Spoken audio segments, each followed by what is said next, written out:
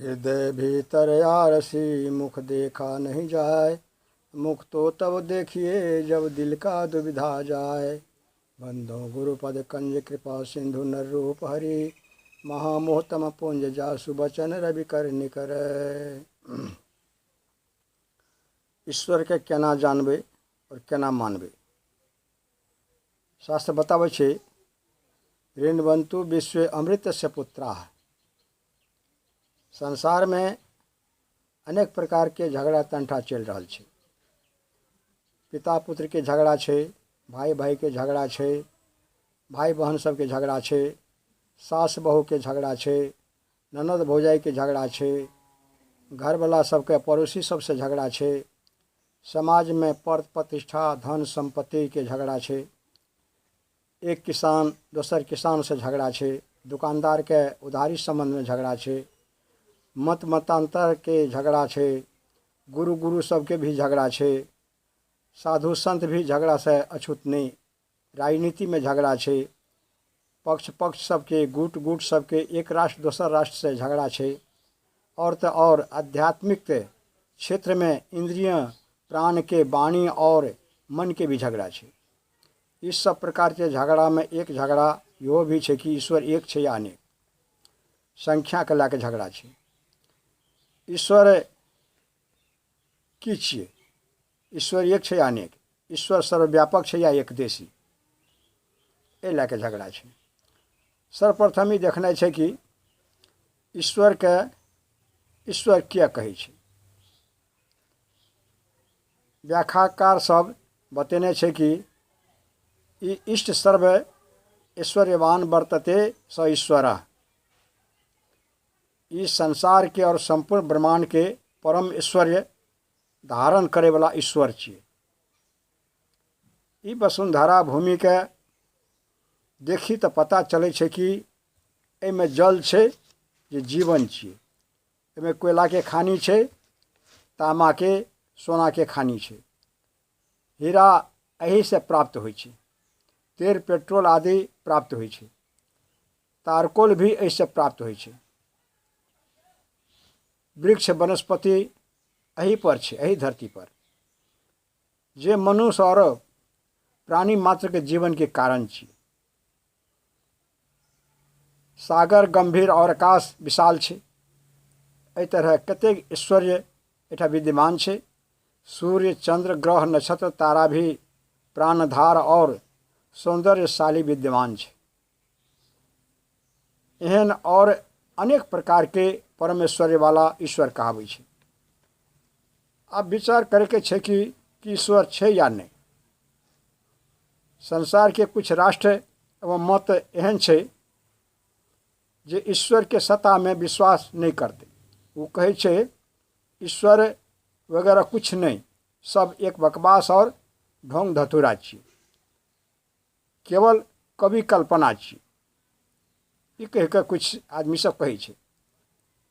प्रतिभाशाली कवि जेहन अपन कल्पना विलास से जे प्रकार वर्णन करे छै, प्रतिभाशाली कवि जेहन अपन कल्पना विलास से जे प्रकार वर्णन करे छै, ठीक वही ना ईश्वर भी एक कल्पना के विलास के नमूना छिए।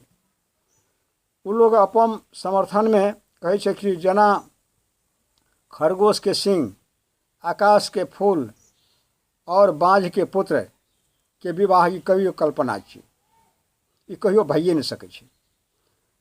कल्पना विलास मात्र छै, सच्चाई नहीं, वास्तव में या तो यथार्थ नहीं।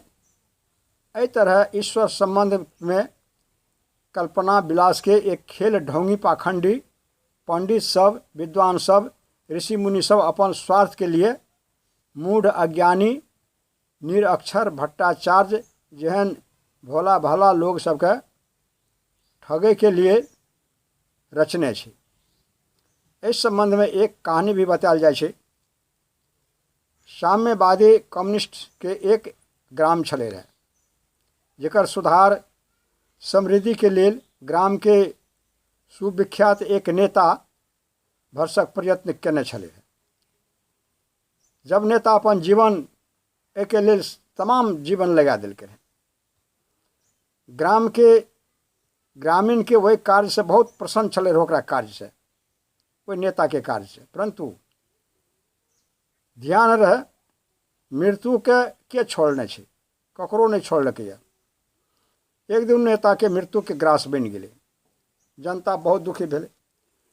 तब सब मिलकर विचार प्रस्तुत कलकै कि इस श्रेष्ठ नेता के कोई यादाश्त स्मृति चिन्ह बनाबी। प्रस्ताव पारित भए गेलै।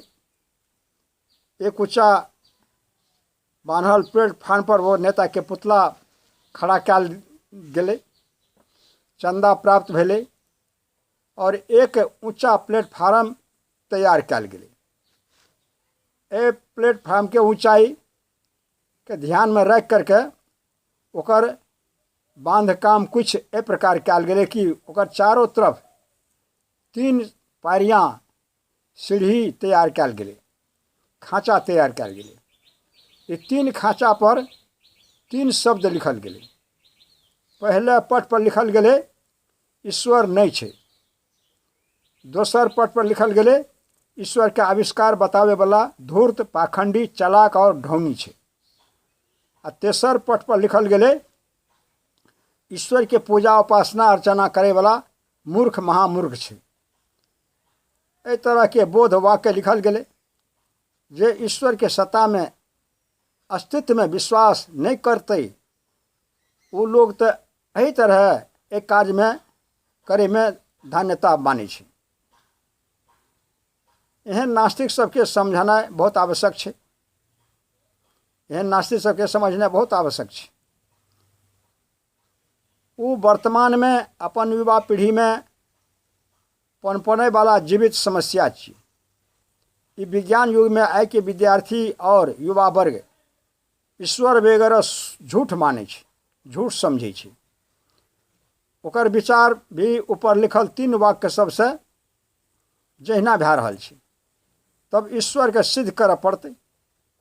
कोनो बात के सिद्ध करे के लेल जेना विज्ञान वाला प्रयोग करके सिद्धता प्राप्त करे छै, ठीक वैसे भी महत्तर बात अष्ट प्रमाण सबसे सिद्ध कयल जाइ छै।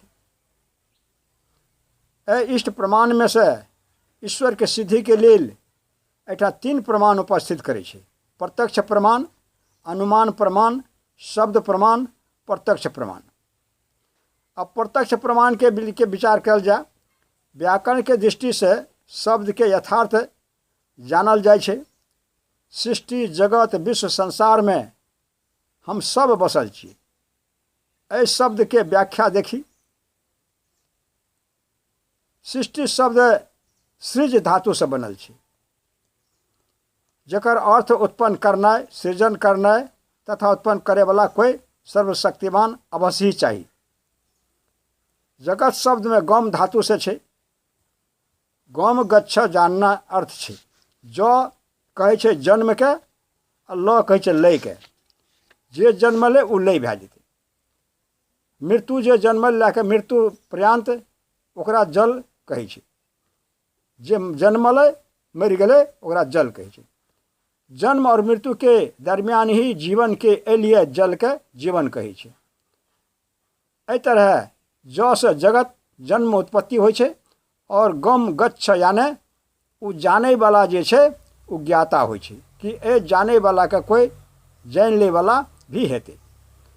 विश्व शब्द में विनाश, अश्व यानी भविष्य, जे भविष्य में नाश होय वाला छै ओकरा विश्व कहै छै। तब ए विश्व के भविष्य में नाश करे वाली कोई होना चाहिए। नाश करे वाला नहीं हेतै तो केना हेतै? तो संसार अर्थात जे सरकै वाला छै उ संसार कहाबै छै। तो एकरा कोई सरकावे वाला भी होना चाहिए। जे ई ऊपर लिखल महान कार्य के करे छै वो महान सर्वशक्तिमान के ईश्वर कहै छै। वो ए वर्तमान दृश्य अदृश्य सृष्टि के उत्पत्ति, स्थिति और लय करे छै। ये 3 काम सबसे अतिरिक्त ईश्वर और एक काम करे छै कि वो सारा जीव सबके ओकर कर्म के पक्षपात छोड़ के न्याय फलदान कर दै छै। जे जेहन कर्म करे छै ओकरा ओहन फल दै छै। एहन ईश्वर के सब जीव मात्र के पिता भेला से ओकरा परम पिता कहै छै। जेना अणु से परमाणु सूक्ष्म होइ छै, ओहिना आत्मा से परम परमात्मा सूक्ष्म होइ छै, एहि लिए वो परमात्मा कहाबै छै।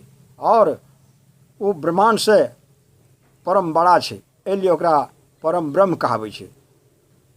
जय गुरु महाराज।